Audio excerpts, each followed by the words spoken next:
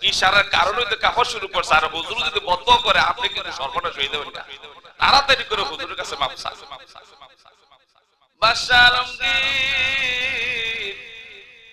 পাগলের মতো হয়ে গেল, সন্তানদেরকে নিয়ে হুজুরকে রাজপ্রাসাদে নেওয়া হয়েছে। যাই বলো তাড়াতাড়ি আসার জন্য পার্সোনাল রুমে ডেকে নিচ্ছে। নেওয়ার পর বলছে, হুজুর আমি কি করব বলো, আমি কি করব বলো।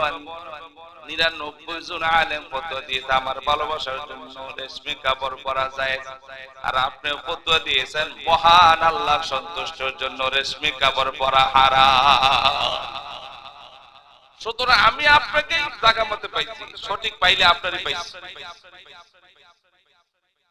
হুজুর আমি ক্ষমা চাই। যিনি 10.5 লক্ষ হাদিসের হাফেজ ছিলেন, মোল্লা এমনি উপাধি পায় নাই, 10.5 লক্ষ হাদিস মুখস্থ করার পর উনি উপাধি